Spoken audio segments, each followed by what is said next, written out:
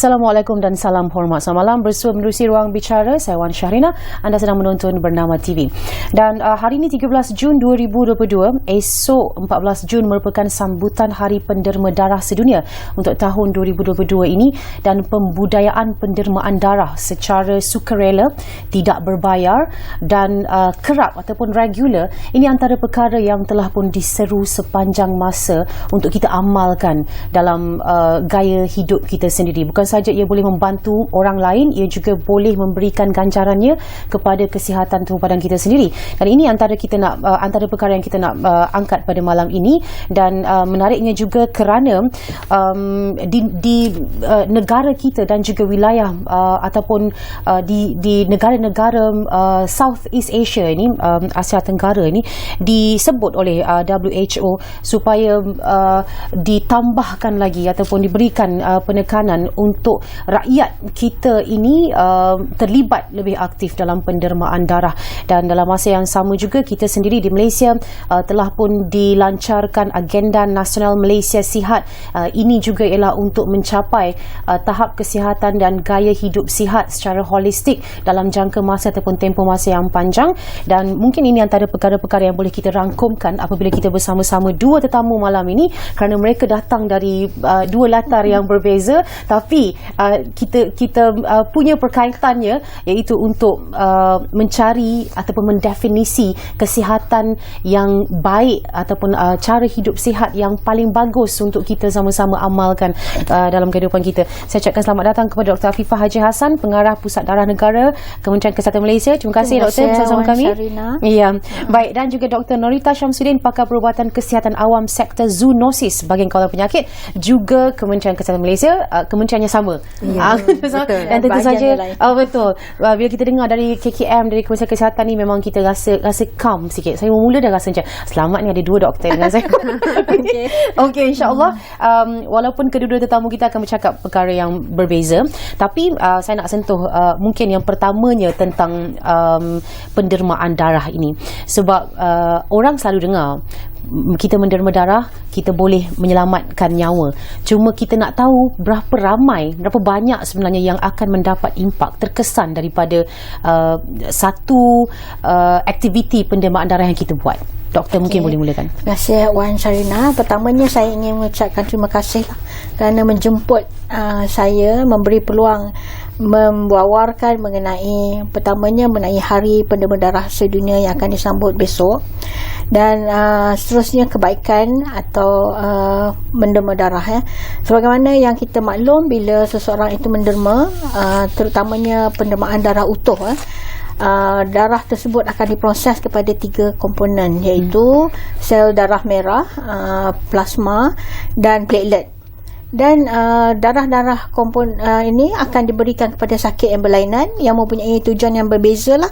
That's why bila kita kata bila anda menderma, dia akan memanfaatkan kepada 3 pesakit yang berlainan. Memang usaha-usaha yang giat lah kami lakukan di seluruh negara, bukan sahaja di pusat darah, malah semua pusat kutipan darah di seluruh negara, untuk meningkatkan kadar pendermaan darah.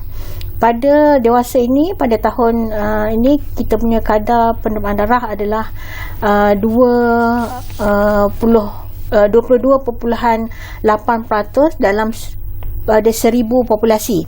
Hasrat kita adalah untuk meningkatkan kadar kepada 35 ke 40 per 1000 populasi.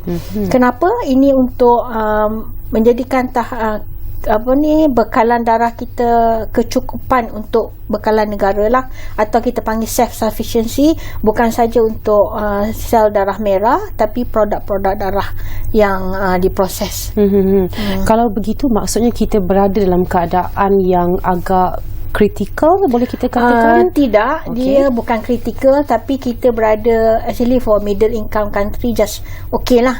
Tapi sebagaimana wawasan kita harus pergi melonjakkan negara kita kepada negara maju, and at the same time dengan kemajuan perubatan di bidang perubatan, so perubatan transfusi kena seiring menyokong matlamat negara dalam apa juga cara lah.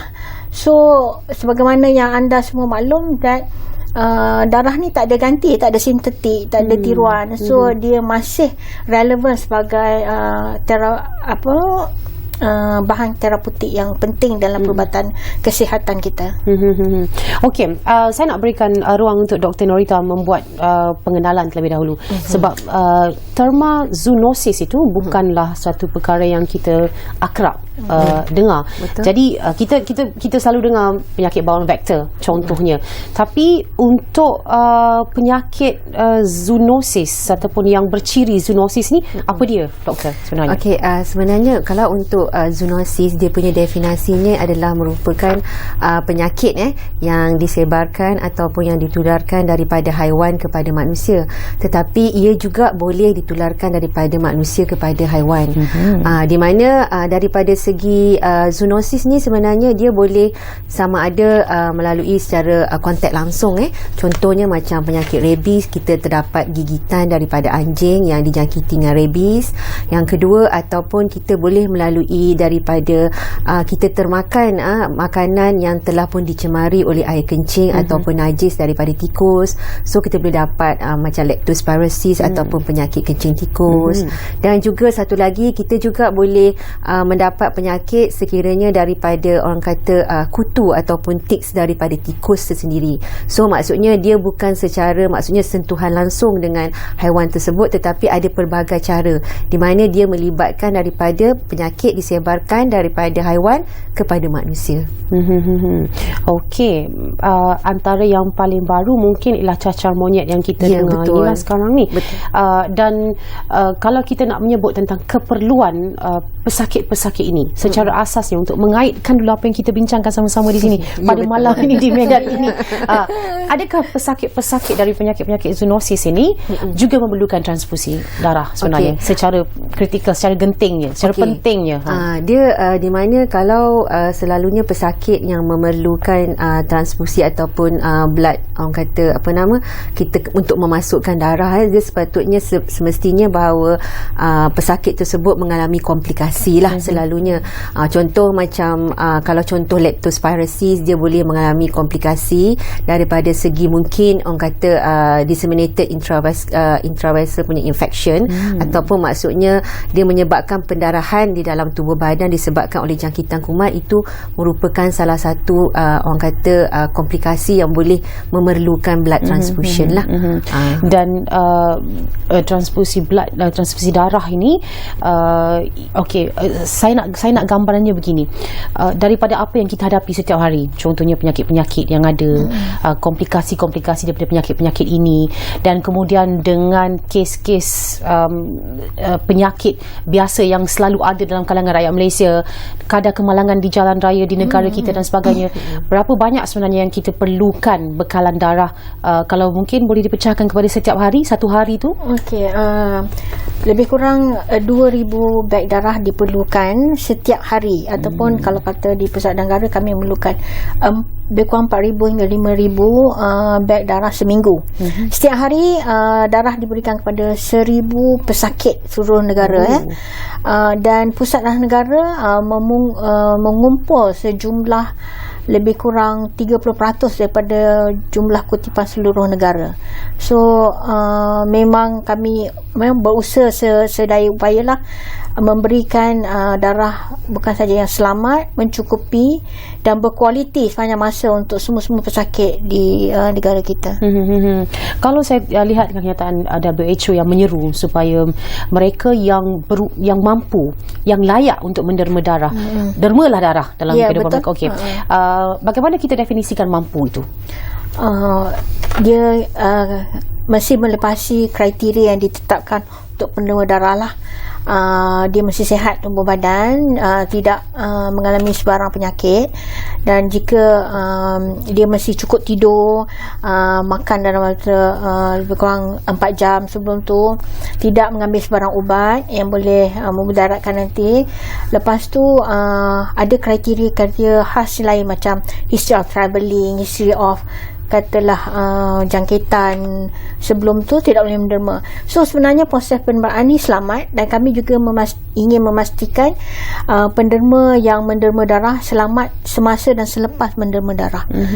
So bila seseorang itu berhasrat untuk menderma darah, kami ada proses yang perlu dilalui, dan ada orang kata penyaringan daripada segi vital sign, daripada segi penyakit-penyakit yang dihadapi oleh seseorang tersebut sebelum melayakkan beliau untuk menderma darah. Ada perubahan kriteria selepas COVID-19 ini, doktor? Dulu memang kita kata pengetahuan kita agak kurang, so dia agak berubah dari semasa ke semasa. But sekarang dengan adanya universal vaccination for the whole populasi, sebenarnya orang yang pernah dijangkiti COVID-19 boleh menderma setelah 10 hari dia tidak bergejala dah lah. Maknanya dia dah kena COVID, dah tested okey, tidak bergejala, dan tempohnya dah 10 hari daripada the last dia punya tarikh tersebut boleh menderma. Kalau kata history of contact, sebenarnya dia mestilah 7 hari tidak ada gejala and then negative for COVID lah, boleh menderma. And then sekarang ni kita tahu that COVID-19 tidak boleh dijangkiti melalui darah setakat ni lah. Setakat hari ini itu adalah info yang kita terima. Untuk penyakit-penyakit zoonosis, boleh pesakitnya macam mana? Boleh menderma ke atau macam mana? Ada syarat yang sama? Syarat sebagaimana saya maklum, pesakit seseorang individu tu mestilah sihat tubuh badan. So kalau dia kena pesakit, kena baik dululah. Maybe dia selepas tempoh pulih daripada penyakit tersebut, bergantung pada how serious it is. Mungkin 6 bulan selepas tu baru boleh menderma. Contohnya kalau kata orang kena, satunya leptospirosis tu agak serius lah. Dia jangka masa tu lebih lama. Kami pastikan dia betul-betul sihat, dalam keadaan yang betul-betul selamat untuk menderma. Leptospirosis antara penyakit zoonosis yang kita mungkin selalu dengar juga lah di negara kita, agak selalu dengar.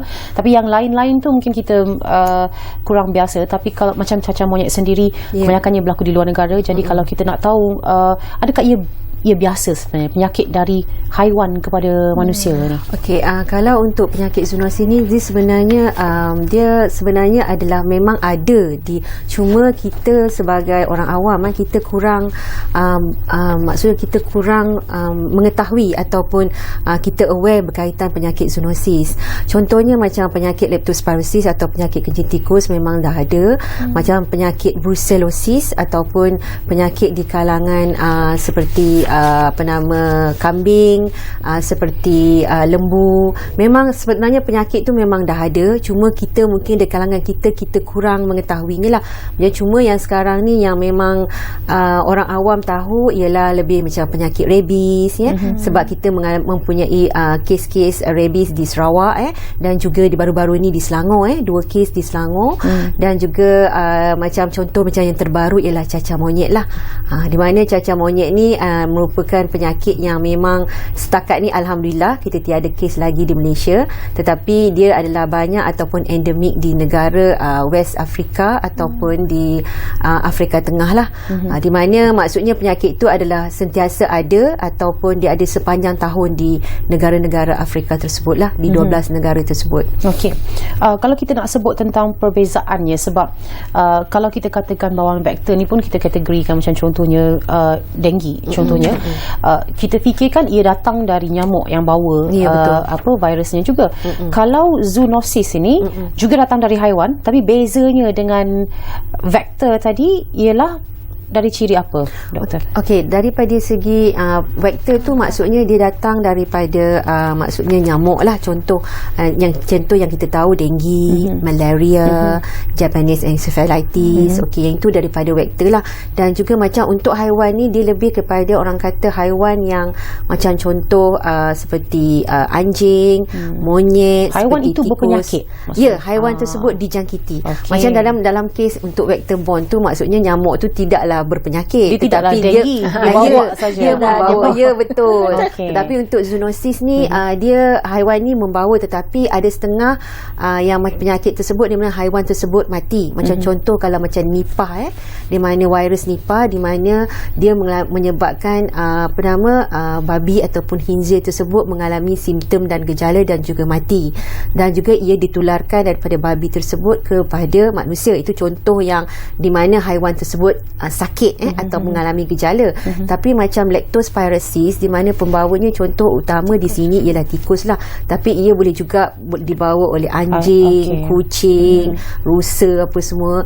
Cuma dalam kes ni kes ni tikus tersebut dia tidak berpenyakit. Maksudnya dia tidak bergejala. Kalau penyakit tersebut maksudnya kalau haiwan tersebut dia berpenyakit, dia akan mati. Jadi dia punya orang kata risiko atau probability dia untuk tularkan ke manusia tu lagi rendah lah. Jadi dalam kes ni macam leptospirosis, dia punya pembawa tu sihat. Jadi dia untuk tularkan ke manusia tu lebih tinggi lah. Itu antara salah satu daripada perbezaan untuk zoonosis lah. Okey. Dan disebut bahawa 6 dari setiap 10 penyakit berjangkit yang diketahui pada manusia dapat disebarkan dari haiwan. Dan 3 dari setiap 4 penyakit berjangkit baru atau yang muncul pada manusia berasal dari haiwan. Jadi mungkin doktor nak komen tentang itu. Dia sebenarnya 60% atau 65% daripada penyakit yang ada di manusia datangnya berasal daripada haiwan. Contoh macam dalam kes kita kata influenza H1N1 di mana dahulu dia berasal daripada babi ataupun khinzir. Kemudian dia ditularkan kepada manusia dan manusia menyebarkan antara kepada manusia yang lain lah. Maksudnya ia merebak di kalangan manusia. Itu pada kita pandemik pada tahun 2009. Tapi macam contoh coronavirus ni sendiri, di mana COVID-19 ni sendiri, asalnya dia kata kita ada teori mengatakan ia daripada kalangan pangolin ataupun tenggiling macam tu. Jadi dia memang sebenarnya berasal daripada haiwan, tetapi dia bermutasi atau berevolusi, dia menjadi virus tersebut boleh disebarkan daripada manusia kepada manusia. Dia membezakan di mana penyakit tersebut adalah kekal sebagai zoonosis ataupun merebaknya adalah terhad sekiranya dia tidak bermutasi atau berevolusi lah. Dalam kes COVID-19 ni dia berjaya menyebabkan sebaran daripada manusia kepada manusia. Jadi sebab tu 60 ke 65% penyakit daripada manusia ni memang berasal daripada haiwan, dan 75% daripada penyakit yang baru timbul ataupun penyakit yang lama dah ada tiba-tiba dia muncul semula, macam contoh cacar monyet lah atau monkeypox. Yang ini memang adalah daripada zoonosis.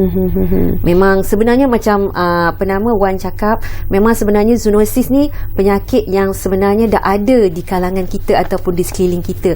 Cuma kita agak kurang tahu ataupun kurang arif maksudnya apa penyakit yang disebarkan oleh haiwan atau jenis-jenis haiwan tersebut lah. Okey, menimbulkan sedikit rasa gusar pada kita lah, sebab kita kan selalu rasa macam nak menyayangi haiwan. Jadi betul. Saya pun terfikir juga, adakah haiwan, semua jenis haiwan ataupun haiwan yang liar ataupun haiwan yang tidak terjaga ada beza dengan haiwan peliharaan ke atau macam mana? Dia sebenarnya zoonosis ni dia melibatkan semua haiwan, daripada segi haiwan hidupan liar, daripada segi haiwan peternakan macam contoh kambing, lembu, ayam semua. Lepas tu macam, dan juga haiwan peliharaan atau haiwan kesayangan kita seperti kucing dan juga anjing lah. Macam contoh kalau macam haiwan peliharaan macam anjing, dia boleh ada rabies atau penyakit anjing gila. Dan untuk kalau macam kucing sebenarnya dia ada macam sporotrichosis ataupun kita panggil penyakit yang macam kalau kita perasan kita akan cakap macam kucing tu dia ada luka-luka yang tak baik pada hidung atau pada mulut. Sebenarnya benda tu sebut dia boleh disebarkan kepada manusia. Maksudnya kita juga boleh mengalami luka-luka ataupun lesi macam kudis-kudis macam seperti mana kucing tersebut.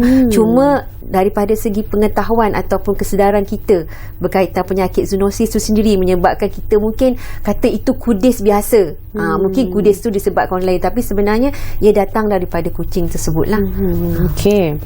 Baik, dua perkara yang penting kita himpunkan malam ini di satu medan yang sama, bercakap di bawah payung Agenda Nasional Malaysia Sihat dan bersempena juga dengan Hari Penderma Darah Sedunia yang disambut pada 14 Jun. Derma darah kukuhkan perpaduan, ini juga yang kita sentuh. Anda, saya alu-alukan untuk membuat panggilan jika ada sebarang soalan ingin diajukan kepada kedua-dua doktor kita pada malam ini. Pertamanya Dr. Afifah Haji Hassan, Pengarah Pusat Darah Negara, dan juga Dr. Norita Syamsuddin, Pakar Perubatan Kesihatan Awam Sektor Zoonosis. Dan taliannya 2697-9767 ataupun 2697-9768. Kita berehat seketika, kembali selepas ini.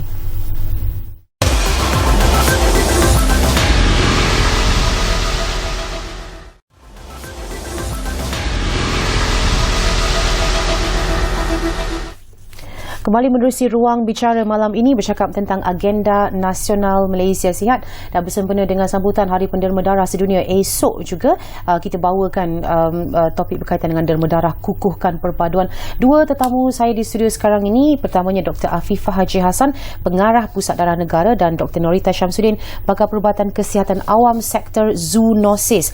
Jadi banyak perkara yang boleh kita tahu, kita jadikan bekalan masuk dalam bakul kita sebagai bekalan pengetahuan kita setiap hari, kerana dua perkara yang sangat-sangat penting. Sekarang ni pula kita diuji bukan sekadar dengan COVID-19, dah 2 tahun kita ada pula dengar penyakit-penyakit baharu sekarang ini, dan juga penyakit-penyakit yang memberikan cabaran pada bukan saja kita, anak-anak kita, keluarga kita dan sebagainya. Dan tentang pendermaan darah dan budaya menderma darah ini pun sepanjang masa ia sentiasa disebut, diseru, digalakkan, kerana ia memberikan pulangan bukan dari segi wang ringgit ataupun ganjaran apa, tapi dari segi kesihatan, dari segi kesejahteraan secara menyeluruhnya. Kalau kita nak bercakap tentang pendermaan darah ini bersempena juga dengan Hari Derma Darah, saya difahamkan temanya ialah derma darah kukuhkan perpaduan ini. Dan mungkin kalau boleh doktor apa justifikasikan tema ini. Okay, sebenarnya di peringkat WHO, tema untuk Hari World Blood Donor Day actually is donating blood is an act of solidarity. So dia kata join the effort, save life. So bagi kita di di Malaysia ni, kami ingin memudahkan untuk fahaman semua kita. Sebenarnya bila kita cakap pasal solidarity is actually perpaduan kan semua. So kami meringkaskan slogan itu, derma darah kukuhkan perpaduan. Dia sebenarnya bertepatan dengan tema Keluarga Malaysia, bertepatan dengan kita masyarakat majmuk di Malaysia, yang kita ada berbagai bangsa, kaum dan bangsa dan agama. So bila derma darah, dia menjalinkan hubungan kita semua, tak kira latar belakang, agama, bangsa dan semua. Tapi bila kita derma darah, kita memberi kehidupan atau sinar harapan kepada pesakit maupun kepada keluarga pesakit. Kenapa dia pilih, memang kami rasa that's the best to actually translate yang digunakan oleh WHO into a Malaysian context. Okey, untuk memberikan keadilan ataupun kesaksamaan kepada perkara itu, kita nak tahu juga mungkin sebenarnya sepanjang masa inilah respon rakyat, maklum balas ataupun reaksi mereka setelah sekian lama. Pusat Darah pun selalu sangat buat kempen, pergi ke sana sini, outreach dan sebagainya. Adakah kita sudah mendapat reaksi yang sepatutnya daripada masyarakat kita? Saya masih respon daripada masyarakat kita amat baik. Kalau dibandingkan dulu, memang agak sukar untuk dapat penderma darah. Sekarang ini kita dapat bukan saja masyarakat Melayu, bangsa lain pun tampil ke depan membantu. In fact, kaum-kaum lain pun sama-sama menyahut seruan kami untuk menderma darah. In fact, dia punya kadar pendermaan darah juga telah meningkat banyak. Dulu memang sikit, sekarang dah meningkat kepada 22.8. Tetapi disebabkan itu COVID-19, pandemik COVID-19, kadar tu kurang sikit lah. Bagaimanapun bila kita dah beralih ke fasa endemik ni, memang kami akan giat berusaha melakukan apa cara untuk menyedarkan masyarakat mengenai kepentingan darah yang tak ada orang kata tak ada galang ganti. You have to dapatkan darah tu untuk terapeutik untuk membantu pesakit yang memerlukan. Okey. Dan untuk sambutan esok ada apa-apa yang istimewa doktor dirancang? Okey. Sebenarnya 14 Jun ni disambut di seluruh negara. And Pusat Darah Negara dipertanggungjawabkan untuk jadi tuan rumah. Kami melakukan aktiviti mainly secara virtual lagi, tapi di Pusat Darah sendiri kami menjalankan aktiviti like interaksi dengan penderma darah, keluarga penderma darah, juga penganjur kempen derma darah. So ada kempen pertandingan melukis lah, pertandingan banyak lah yang kami lakukan untuk penderma darah. Kami juga akan meraihkan penderma darah yang datang ke Pusat Darah Negara untuk sama-sama menghayati tema Hari Penderma Darah Sedunia, dan for them to feel that how they are appreciated untuk menderma darah. Bukan senang untuk orang berkorban untuk derma darah. Orang boleh senang bagi duit, tapi untuk menderma darah dia memerlukan orang kata apa, pengorbanan ikhlas seseorang itu. That's why kita mensasarkan should be darah yang voluntary, tidak ada paksaan, dan juga tidak ada balasan lah. Tak ada tak ada hadiah ke nak balasan. So they all akan menderma secara suci hati, ikhlas untuk menyelamatkan nyawa pesakit. Okey. Saya nak menyentuh tentang itu, cabaran yang ditanggung doktor secara khususnya dan Pusat Darah lah sendiri kan. Tapi sebelum tu mungkin kalau boleh saya sentuh sedikit bersama-sama dengan Dr. Norita, kerana alang-alang kita bercakap tentang respon masyarakat dan sebagainya. Sejauh mana orang kita tahu, alert dan juga mengambil berat kepada penyakit-penyakit zoonosis macam yang doktor sebutkan tadi, sebab ia sangat hampir dan ia ada di sekeliling kita. Tapi bila doktor sebut, saya pun rasa macam saya pun baru tahu sebenarnya. Dan bila kita fikirkan bahayanya, risikonya tu, ia sebenarnya agak berisiko tinggi sebenarnya. Betul. Doktor kan? Betul. Kalau macam daripada segi maksudnya awareness ataupun kesedaran daripada orang awam berkaitan penyakit zoonosis, dia lebih kepada penyakit-penyakit yang berbahaya lah. Contoh macam kalau kata penyakit rabies, di mana penyakit yang boleh menyebabkan kematian, rabies, penyakit leptospirosis tu sendiri.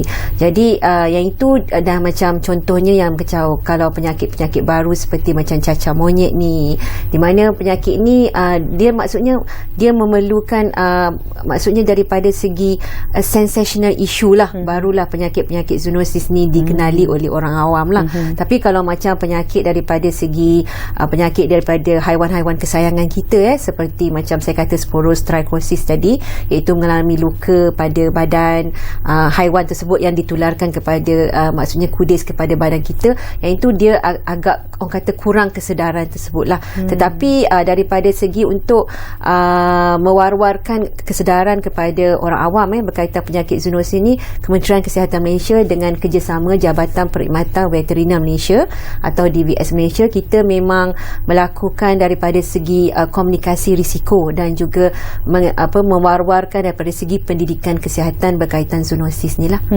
Okey, yang baru sekarang doktor yang juga mungkin mengganggu atau memberikan keresahan sikit kepada kita, terutamanya ibu bapa, ialah HFMD dengan kes yang agak tinggi. Tambah-tambah bila kita perasan penyakit yang hampir sama bunyinya ni ada juga dalam kalangan haiwan. Adakah ia penyakit zoonosis juga atau macam mana? Kalau macam hand foot mouth disease tu ataupun HFMD, dia penyakit tangan, kaki dan mulut.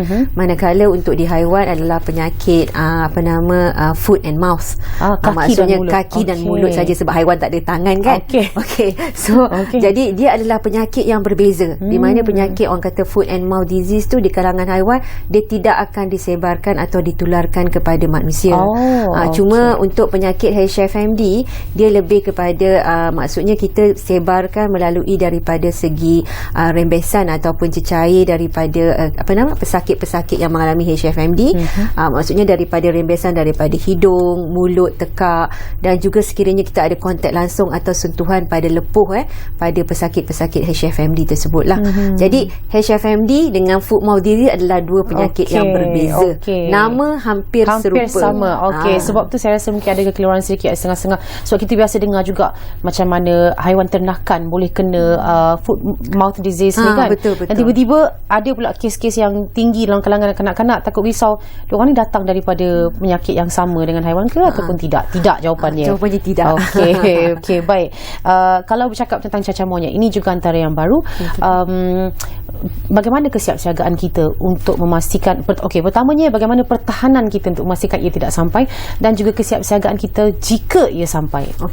Daripada segi kesiapsiagaan daripada Kementerian Kesihatan Malaysia, kita telah pun merancang ataupun kita telah pun menyediakan pelan tindakan lah bagi cacar monyet tersebut, di mana kita telah mengambil daripada segi 5 strategi lah. Yang pertama itu pengesanan awal bagi cacar monyet, iaitu di pintu masuk antarabangsa dan juga kita juga menjalankan surveillance di klinik-klinik yang terpilih lah, di mana kalau untuk pengesanan di pintu masuk, sekiranya kita juga bekerjasama dengan Jabatan Immigration Malaysia, di mana untuk memerhati sekiranya terdapat pengembara-pengembara terutama daripada negara yang endemik cacar monyet dan juga negara-negara yang melaporkan cacar monyet di negara tersebut di kalangan manusia, sekiranya ada kes-kes tersebut untuk hadir ataupun diminta untuk rujuk kepada di kawasan saringan kesihatan di pintu-pintu masuk antarabangsa tersebut. Itu salah satu daripada segi pengesanan untuk kes-kes cacar monyet di pintu masuk, dan juga pengesanan kes-kes di klinik-klinik surveillance ataupun klinik-klinik sentinel yang telah kita kenal pastilah. Yang kedua iaitu daripada segi kita meningkatkan daripada segi kapasiti dan keupayaan dan juga keupayaan dan juga daya usaha kita untuk mendiagnose, di mana kita maksudnya meningkatkan lagi keupayaan makmal kita untuk mendiagnosakan cacar monyet di kalangan kes tersebut lah. Yang ketiga daripada segi pengurusan kes, di mana kita juga mengeluarkan garis panduan interim untuk cacar monyet ni, di mana untuk daripada segi pengurusan cacar monyet di hospital dan juga untuk kawalan infeksi dan juga untuk mengambil langkah-langkah pencegahan bagi di kalangan kita punya kaki tangan kesihatan ketika merawat pesakit-pesakit yang mengalami cacar monyet. Dan yang keempat iaitu kita juga mengambil langkah-langkah untuk mengawal sekiranya adanya kluster ataupun wabak di Malaysia. Maksudnya alhamdulillah setakat ni memang kita tiada lagi kes cacar monyet di Malaysia. So sekiranya kita ada wabak ataupun kluster, kita telah pun mengenal pasti apakah langkah-langkah yang telah ditentukan lah. Dan seterusnya kita meningkatkan kesedaran ataupun pengetahuan orang awam berkaitan cacar monyet ini melalui daripada segi media massa, melalui dari segi temu bual, radio, televisyen, melalui infografik, dan bukan sahaja di ini, kita juga melibatkan maksudnya daripada segi aktiviti di TikTok, Instagram, Facebook dan juga di laman Sawang ke KM lah. Jadi ini adalah merupakan pelan ataupun pelan strategi ataupun pelan tindakan untuk mengenali cacar monyet di Malaysia lah. Baik. Dan saya terfikir bila ada perkara-perkara seperti ini kan doktor, endemik dan perkara-perkara yang mungkin isu-isu kesihatan yang bermusim ataupun datang secara tiba-tiba, unforeseen, bagaimana peranan pusat darah pada masa ini? Adakah juga dalam keadaan bersiap-siaga untuk berdepan dengan sebarang komplikasi yang mungkin memerlukan transfusi yang lebih tinggi? Sebagaimana yang Dr. Norita beritahu tadi, kami mengambil langkah-langkah kesiapsiagaan termasuk juga Pusat Darah Negara lah. So untuk menangani apa juga kemungkinan pandemik, macam masa COVID dulu, kami ada garis panduan yang telah ditetapkan oleh Kementerian Kesihatan Malaysia dan kami pastikan ianya dipatuhilah. Bila adanya pandemik ini, dia bukan saja melibatkan masyarakat tapi juga kaki tangan ya. So kami kena menangani situasi di mana katalah bila berhadapan dengan penderma atau masyarakat komuniti, at the same time bagaimana pula staff kami menghadapi situasi berdepan dengan keluarga, dengan masyarakat yang ada kemungkinan dijangkiti. So sehingga sekarang lah kami memang mengambil langkah-langkah yang telah diberikan untuk dipraktikkan di premis kami dan juga semua pusat-pusat kutipan di seluruh negara. Maksudnya cabarannya itu agak tinggi juga setiap kali datang. Dia sebenarnya seperti ini menguji banyak benda kan. Sebagaimana masa pandemik COVID dia it been tested so hard and then I think kita dah nampak sinar di ujungnya. That kita will come up soon. So hopefully tak akan ada lagi pandemik lah.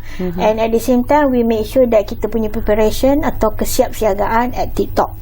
Kita berupaya mendepani apa juga cabaran di masa depan. Kalau kita cakap pasal peningkatan tahap perkhidmatan ataupun mungkin ketangkasan, kepantasan dalam menentukan sesuatu prosedur ataupun keputusan dapat dibuat, saya kira ia sangat anjakannya itu sangat tinggi selepas kita diuji dengan COVID-19 lah. Dah tahu banyak perkara dah boleh buat tu. Dia sebenarnya dalam COVID tu kita membuatkan kita belajar banyak benda dan membuatkan kita bersedia untuk menghadapi banyak kemungkinan. So walau bagaimanapun apa situasi di pihak jabatan pihak Pusat Negara juga Perkhidmatan Perubatan Transfusi, kami memang sentiasa memastikan darah yang diambil adalah mencukupi dari segi bekalannya, ia adalah berkualiti dan selamat sepanjang masa. Memang daripada dulu kami berusaha dari masa ke semasa meningkatkan taraf keselamatan darah itu sendiri, in term of risiko jangkitan, in term of the quality of darah itself. Itu memanglah tanggungjawab Pusat Perkhidmatan untuk meningkatkan semua semua perkhidmatan ni secara total. Okey. Sebelum kita berhenti berehat, tadi kita dah sebut sedikit tentang cabaran nak mengajak masyarakat menderma darah ini. Sebab dia, kalau kita sebut derma darah ni, dia bunyi macam klise sikit. Kadang-kadang bila orang dengar derma darah tu, orang macam tak apalah, nantilah ke contohnya. Dan dia seperti mana perkataan-perkataan derma dalam ayat-ayat yang lain dia agak mungkin suka sikit nak menarik orang datang tu. Tapi jadi memang kadang-kadang itu adalah cabaran kami lah. Tapi harus diketahui that sebenarnya menderma darah itu adalah satu prosedur yang selamat. It's a simple prosedur, selamat, dan dia punya kesan tu is amat baik. You actually giving life to another person. Lepas tu kata anda semua yang menderma, jangan takut, malah anggaplah sebenarnya ini tanggungjawab kita sebagai rakyat Malaysia, rakyat Malaysia yang prihatin terhadap insan yang lain. So bila kata yang belum menderma tu, cuba menderma, sebenarnya tak ada apa-apa. And always a first step tu yang nak memulakan langkah. Once you dah mula menderma, dia jadi agak mudah lah. That's why kita ada penderma regular yang sentiasa tak putus-putus menyahut seruan kami. Every 3 month datang membantu kami. Memang kami menghargailah jasa mereka. Tidak dapat digambarkan dengan perkataan betapa kata hasrat kami mempunyai, in fact semua penderma seperti itu. In fact kalau semua macam tu, kita tak menghadapi masalah kekurangan bekalan at any time. Because sebenarnya bukan lagi sepatutnya penderma darah ni adalah tanggungjawab kita semua. Ini yang benar-benar yang dikatakan unsung heroes ni lah. Yes. Sebab mereka tidak boleh diberikan ganjaran, mereka tidak ada apa-apa pengiktirafan pun, tapi mereka buat juga. Ada yang memang okay, there's nothing to mention them in words. They are so good Very responsif untuk menderma sepanjang masa bila ada keperluan. Okey, dalam masa yang sama kita kadang-kadang tidak larilah daripada terfikir perkara ini, doktor. Kita fikirkan risikonya. Kalau katalah mungkin berlaku kontaminasi kepada transfusi darah, ada tak kes-kes seperti itu yang boleh dikongsikan, ataupun apa penambahbaikan telah dibuat supaya ia risikonya dapat dikurangkan ataupun ditiadakan? Risiko darah sekarang amat rendah, because kalau dibandingkan dulu, kita dah ada, pertama kita dah memberi pengetahuan mengenai penderma darah, dan kita pastikan penderma darah itu datang daripada penderma yang selamat, tidak berpenyakit, tidak ada penyakit berjangkit, dan tidak ada risiko untuk dapat penyakit-penyakit, contohnya kalau kata drug addict ke, kan, atau ada hubungan yang sejenis ke. So kita tak nak ni, kita pastikan mereka adalah sihat. Lepas tu kita punya proses saringan adalah lebih baik berbanding dengan dulu. Dulu kita ada cuma serologi, tetapi sekarang kita ada acid nucleic testing, yang mana jumlah kebolehan jangkitan tu dipendekkan, so maknanya darah adalah lebih selamat daripada sebelumnya. Kemudian setelah tu, setelah dapat darah tu, kita buat juga ujian-ujian keserasian, maknanya compatibility testing, untuk memastikan darah yang sesuai untuk pesakit tertentu. And then kita pastikan juga para doktor yang merawat pesakit itu memberi darah tersebut atas justifikasi yang kukuh, sebab permintaan darah. Bukan simply just kata bagi darah macam tu, mesti ada justifikasi yang kukuh. And then kami juga membuat pemantauan melalui hemovigilance program, yang mana ada apa-apa adverse reaction yang berkaitan dengan darah atau permintaan darah, juga produk-produk darah di orang kata di monitor lah, pantau dengan rapi oleh semua pihak di perkhidmatan kami, dan membuat analisis yang tepat dan memberikan orang kata solusi, bagaimana mengelakkan ia daripada terjadi, get a prevention dah daripada terjadi. Kalau kata ada keperluan untuk kami mengubah tata cara yang dibuat demi untuk meningkatkan kesihatan pesakit, kami akan buatlah. Okey. Baik, saya kira ia berlaku beserta juga dengan peredaran masa, perkembangan teknologi dan sebagainya. Daripada perkembangan tu lah, daripada pengetahuan yang kami dapat, so kami meningkatkan lagi perkhidmatan kami dari masa ke semasa. Okey. Seperti mana kata doktor tadi, COVID-19 mengajar kita banyak perkara.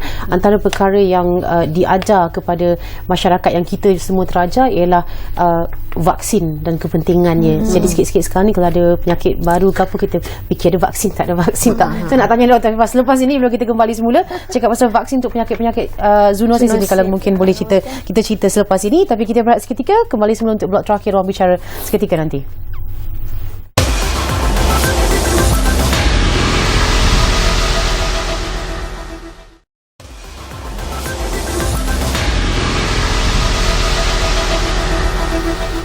Baik, kembali sebelum menerusi Ruang Bicara blok terakhir, Agenda Nasional Malaysia Sihat, Derma Darah Kukuhkan Perpaduan, itu tema untuk sambutan Hari Penderma Darah esok 14 Jun, dan kita juga membawa bersama-sama perbincangan berkenaan dengan kesihatan awam sektor zoonosis bersama dua tetamu, Dr. Afifah Haji Hassan, Pengarah Pusat Darah Negara, dan juga Dr. Norita Syamsuddin, Pakar Perubatan Kesihatan Awam sektor zoonosis. Jadi masa kita berhenti tadi, saya dah sebut dulu kita nak cakap pasal zoonosis dan juga vaksin. Adakah wujud vaksin untuk penyakit-penyakit zoonosis ni? Okey, kalau untuk vaksin zoonosis memang ada, di mana kalau macam contoh kalau leptospirosis, di mana leptospirosis ni dia ada banyak jenis sebenarnya.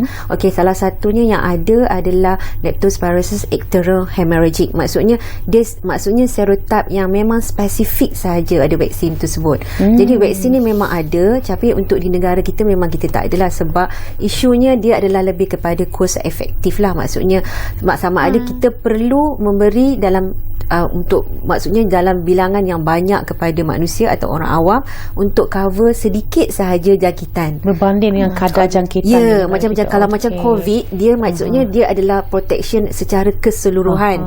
Kalau macam ni dia banyak jenis, maksudnya leptospirosis atau penyakit kencing tikus tu dia ada banyak jenis. Jadi kalau kita bagi, dia bukan cost efektif lah maksudnya. Dan contohnya lagi macam avian influenza ataupun sesama burung, memang kita pun ada vaksin kepada influenza H5 ataupun H5N1.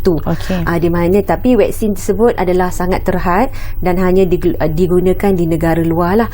Dan juga untuk negara kita memang sehingga kini kita tiada kes H5N1 untuk sesama burung di kalangan manusia lah. Itu jadi maksudnya memang ada, cuma dia punya bilangan dia dan kegunaannya agak terhad. Jadi memang ada.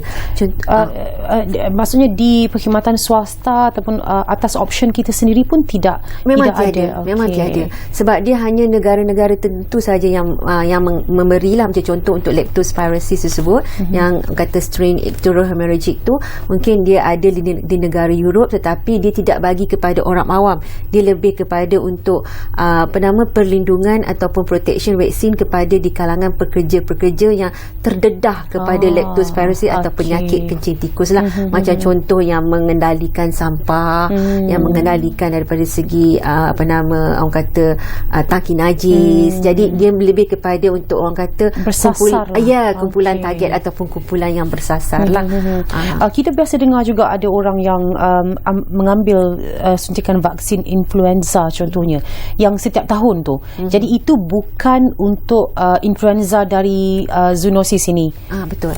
Dia sebenarnya yang untuk orang kata vaksin influenza tu dia lebih kepada namanya kita panggil seasonal influenza ataupun orang kata vaksin influenza bermusim lah.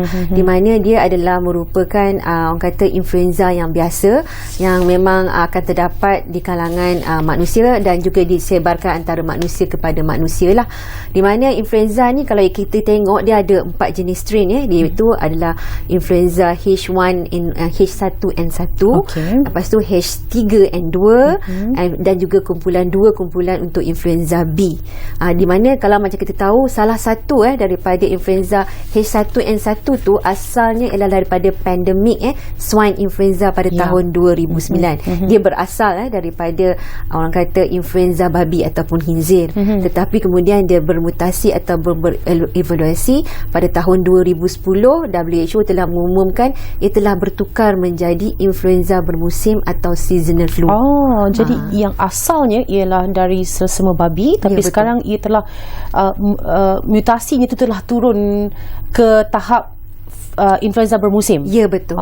Dia diumumkan oleh WHO sebagai salah satu strain untuk influenza bermusim lah. Jadi itulah yang kita galakkan lah untuk sebenarnya untuk kumpulan-kumpulan terutama kumpulan yang berisiko lah macam ibu mengandung, kanak-kanak, orang tua untuk sebenarnya mengambil vaksin influenza bermusim ni atau seasonal flu ni secara tiap-tiap tahun lah. Okey. Baik, kita ada sedikit masa saja lagi, mungkin 4-5 minit macam tu, dan saya perlu ambil peluang ini untuk mungkin Dr. Afifah nak menyampaikan pesanan yang penting sempena dengan sambutan Hari Penderma Darah dan juga kepentingan untuk kita membudayakan amalan hidup sihat secara keseluruhan, dan ini termasuk juga budaya pendermaan darah ini. Kalau kita tengok di luar negara, ini memang jadi macam culture kerana menjanjikan kesihatan juga, sebab kita macam reset balik katanya kita sendiri pun, kesihatan kita pun dengan menderma darah. Jadi doktor. Terima kasih Wan. Sebenarnya memang kita menyerulah kepada semua rakyat Malaysia, terutamanya mereka yang sihat tubuh badan, memenuhi kriteria penderma darah untuk tampil menderma darah kepada golongan muda yang para belia semua. Anda lah harapan kami mulakan pendermaan darah dia dan lepas tu menjadi penderma darah yang regular, because ini adalah hasrat kita untuk menjadikan rakyat kita lebih sihat, negara maju dan berjaya. Tanpa anda semua, kita tidak akan mencapai matlamat ini. So sempena Hari Penderma Darah Sedunia yang akan disambut besok, kami we welcome you lah to actually sama-sama meraihkan hari ini, because ini adalah hari pengiktirafan kepada semua para penderma yang budiman, telah memberikan sumbangan mereka yang tidak berbelah bagi, dan juga penganjur kempen derma darah yang tidak henti membantu kami menjalankan kempen-kempen derma darah sepanjang tahun. Ini bukan kata bermula ni, kita sebenarnya di luar sana banyak lagi masyarakat yang boleh membantu dari apa segi sekalipun untuk menjayakan hasrat negara ini. So akhir sekali saya menyatakan dengan slogan derma darah, kukuhkan perpaduan, itu adalah matlamat kita, so that masyarakat boleh tampil menderma dan membantu pesakit yang memerlukan. Kepada penderma darah sekalian, saya mengucapkan terima kasih. Anda adalah adiwira negara. Ya, betul, kerana itu namanya esok pun Hari Penderma Darah Sedunia. Hari yang merupakan tribute kepada mereka yang menjadi wira ni, yang menderma darah sepanjang masa. Hari Penderma Darah esok, Hari Derma Darah hari-hari, doktor kan? Ya, derma darah hari-hari. Okay. Sebenarnya kami menghargai penderma darah sepanjang masa. Cuma diberi hari resmi untuk mengiktirafkan penghargaan ini kepada mereka. Okey. Baik, Dr. Afifah, mungkin sedikit masa yang ada dalam masa lebih kurang seminit, sedikit pesanan jugalah untuk kepentingan kita mengetahui berkenaan dengan penyakit zoonosis ini. Okey, kalau untuk penyakit zoonosis, saya ingin mengingatkanlah dan juga minta orang awam untuk lebih cakna ataupun lebih mengambil tahulah berkaitan penyakit zoonosis ni, bukan sahaja untuk daripada segi macam penyakit-penyakit baru seperti cacar monyet, tetapi juga penyakit-penyakit haiwan yang lain yang berada di sekeliling kita lah. Jadi seperti mana Wan kata, di mana kita perlu sihat untuk memastikan kita boleh menderma darah lah, seperti mana saranan daripada Dr. Afifah. So saya rasa setiap orang perlu mengambil tanggungjawab lah untuk lebih tahu maksudnya penyakit zoonosis, dan juga mengambil langkah-langkah pencegahan lah untuk mencegah kita daripada dijangkiti penyakit zoonosis dan kita supaya kekal sihat. Ya, dan sentiasa alert. Saya kira Kementerian Kesihatan antara satu institusi yang paling banyak, paling tangkas, paling pantas, cepat dalam semua platform sebenarnya untuk sentiasa memberikan makluman, informasi kan. Jadi kena ambil tahu sekurang-kurangnya. Okey, baik, kita ucapkan terima kasih kepada Dr. Afifah Haji Hassan, Pengarah Pusat Darah Negara, dan juga Dr. Norita Syamsuddin, Pakar Perubatan Kesihatan Awam Sektor Zoonosis, bahagian Kawalan Penyakit KKM kedua-duanya. Terima kasih Doktor kerana bersama-sama kami. Ya, untuk anda juga terima kasih kerana terus bersama di Ruang Bicara. Jumpa lagi pada lain masa, insya-Allah.